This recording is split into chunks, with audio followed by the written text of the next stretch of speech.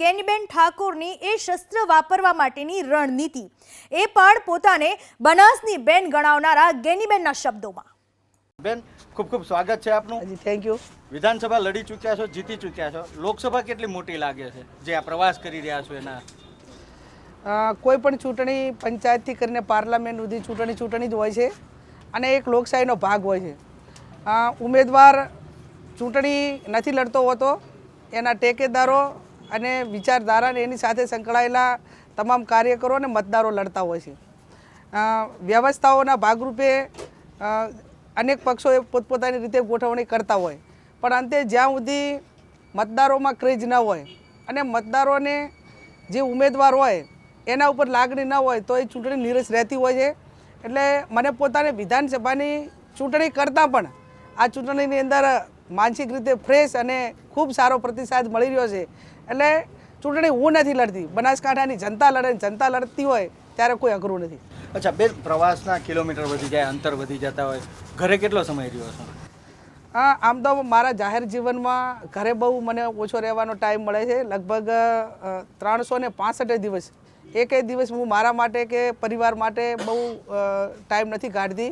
સવારથી કરીને સાંજ સુધી મારા મત વિસ્તારમાં વિવિધ ગામોની અંદર કાયમી મારો કોઈ દિવસ એવો ના હોય કે 200-250 કિલોમીટર ગાડી એ મારા મત વિસ્તાર અને લોકો વચ્ચે સુખ દુઃખમાં હોય, નાના મોટા કામો હોય, દરેક વ્યસન મુક્તિ હોય, આમાં સતત મારે ઝીરો ગ્રાઉન્ડ ઉપર લોકો વચ્ચે રહેવાનું હોય છે। વ્યવહારિક પ્રસંગે ક્યાંય જવા આવવાનું એ તો રહેતું હશે? હા, વ્યવહારિક પ્રસંગોપાત જે કુટુંબની જવાબદારી છે એમાંથી મેં અગાઉ કીધું એ પ્રમાણે ઘણી બધી છૂટ મને પરિવારે આપેલી છે। મોટા નાના મોટા પ્રસંગોમાં પરિવારના સભ્યો જઈ આવે છે અને અમે સમાજવાળા પણ મને લોકલ હગાવાલા એમ કહે છે કે બેન તમે જાહેર જીવનમાં છો, તમારે તમારા કાર્યકરોને અહીંયા નાના મોટા પ્રસંગમાં પ્રથમ પ્રાયોરિટી આપવી પડે, આપણે અમારા પ્રસંગોમાં નહીં આવો તો ચાલશે। અચ્છા, આ બનાસની બેન સૂત્ર ક્યાંથી આવ્યું, કેવી રીતે? એ લોકોએ આ સૂત્ર બનાવેલું છે। હંમેશા પહેલાં તો મા વિધાનસભા ક્ષેત્ર પૂરતો મારો મત વિસ્તાર હતો, પણ બનાસકાંઠા લોકસભાની કેન્ડિડેટ તરીકે જ્યારે પાર્ટીએ ટિકિટ આપી છે ત્યારે આખા જિલ્લામાં મારે 28 વર્ષ ફરવાનું થયું છે। લગભગ અંબાજીથી કરીને નડાબેટ સુધીના બનાસકાંઠાના 14 તાલુકા, આટલા જાહેર જીવનમાં તમામ સમાજોને ક્યાંય નાના મોટી મદદ કરવા માટેના પ્રયત્નો કર્યા છે। શૈક્ષણિક સંસ્થાઓ હોય, વ્યસન મુક્તિ હોય, તો વ્યસન મુક્તિના કામમાં બનાસકાંઠાના લગભગ કોઈ તાલુકા એવા હોય, કોઈ ગામો એવા નહીં હોય કે ગામો સુધી મેં પહોંચવા માટેનો પ્રયત્ન નહીં કર્યો હોય। બહુ ભાગ્યે જાહેર જીવનના વ્યક્તિઓ એવા હોય કે જે આવડા મોટા 14 તાલુકામાં ગામ સુધી પહોંચ્યા હોય અને એમાં હું ભૂતકાળની અંદર અલગ અલગ કામો સાથે હું પહોંચેલી છું। એટલે મારે કોઈ ગામની અંદર એવી ઓળખાણ ના આપવી પડે કે આ ગેનીબેન ઠાકોર કોણ છે।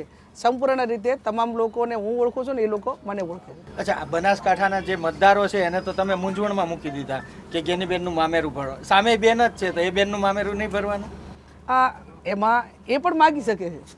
જ્યારે મામેરુઓની પ્રણાલિકા એવી છે કે પોતાની કોઈ પણ બેન દીકરી હોય, એ બેન દીકરી એ વિસ્તારમાં એની પ્રાયોરિટી એવી હોય મામેરાની કે ભાગ કોના કને હોય, એના પોતાના કન હોય। ધારો કે મારા સગા ભાઈ છે તો મામેરું પહેલું મારા સગા ભાઈ મારા કરે, પછી જે મારા ભાઈની સાથે સંકળાયેલા લોકો મામેરામાં આવે અને મામેરામાં આવે એ ટાઈમે એ પણ એમની શક્તિ પ્રમાણે 50 હો 500 રૂપિયા એમની જેવી શક્તિ છે એવું મામેરાની અંદર રોકડ રકમ કે જે પ્રમાણે મૂકે।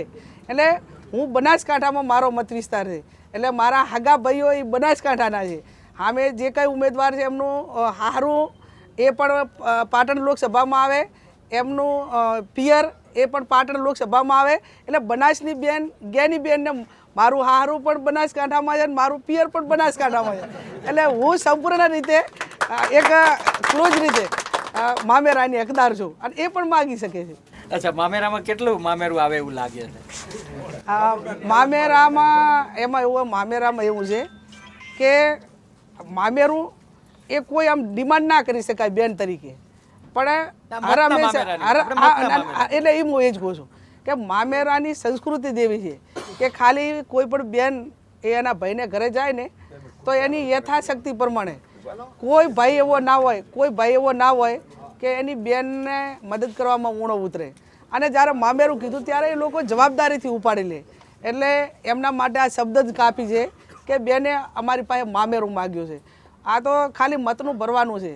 ભૂતકાળની અંદર અનેક એવા દાખલા છે કે બહેનો માટે મામેરા માટે કદાચ કોઈ બેન એ અનાથ હોય, એના મા બાપની હયાતી ના હોય અને એવો પ્રસંગ આવ્યો હોય તો આજે અમારી સંસ્કૃતિ રહી છે કે આખું ગામ ભેગું થઈને એનું મામેરું કરે. એ સંસ્કૃતિ અમારા આ વિસ્તારની અંદર છે. અને આમાં તો કંઈ પૈસા નથી ખર્ચવાના. મામેરામાં 2 દિવસ જ મામેરામાં મહેનત કરવી પડશે. કેટલી કે 1 દિવસ વોટિંગ કરાવવાનું છે તે દિવસે અને 1 દિવસ ત્યાં ફોર્મ ભરવા આવવાનું છે એ દિવસે. 2 દિવસે જ મારા ભાઈઓને તમામ વિસ્તારના લોકોને મામેરા માટે 2 દાડા જ કાઢવાના છે. અને મેં એમના માટે 28 વાર કાઢ્યા છે. આવનાર સમય પણ કાઢીશ. એટલે મને સંપૂર્ણ બનાસકાંઠાના 18 આલમ ઉપર અને મેં કહ્યું એમ મામેરું એક જ વસ્તુ એવી છે કે એમાં એના ભાઈનો એકનો હક નથી. એમાં ગામમાં આવતા તમામ સમાજના લોકો લાગણી રાખે. એટલે આ મામેરું એ એક માત્ર વાવ વિધાનસભા પૂરતું નથી. આ 14 તાલુકાની 18 આલમને મામેરું ભરવાનું છે. અને એવું કડે ધડે ભરશે કે તમે મીડિયાવાળા નોંધ લેશો કે બનાસકાંઠાની 18 આલમે ગેનીબેનનું મામેરું ભર્યું. નોંધ લેતા આવ્યા છે અને આગળ પણ લઈશું. તો મારો પ્રશ્ન એ હતો કે સામે જે પક્ષ છે ભારતીય જનતા પાર્ટી, એનો ટાર્ગેટ છે 5 લાખની લીડથી જીતવું. એમ તમારો શું ટાર્ગેટ છે? એમને 5 લાખનો ટાર્ગેટ આપ્યો છે તો પરિણામ આવશે એ દિવસે બનાસકાંઠાની જનતા જે જનાદેશ આપે એ લોકો તો એમને જે બોલવું હોય, લોકશાહીની અંદર વાણી સ્વતંત્રતાનો અધિકાર છે. એટલે એમને જે બોલેલું હોય એ એમનો વિષય છે. પણ હું ચોક્કસ એટલું કહીશ કે અમારી 28 વર્ષની મહેનત છે. આ ટિકિટ એ કોઈ ગેનીબેને ડિમાન્ડ કરીને લાવી એવું નથી. આ ટિકિટ એ બનાસકાંઠાની જનતાનો અવાજને આધારે આ ટિકિટ મળેલી છે. અને જનતાના અવાજને ટિકિટ મળેલી છે તો કેટલી લીડ મને આપવી અને કઈ રીતે જીતાડવી એ જેણે ડિમાન્ડ કરી છે એમની બધાની જવાબદારી છે. અને એ સંપૂર્ણ રીતે તમામ જવાબદારીમાં ખરા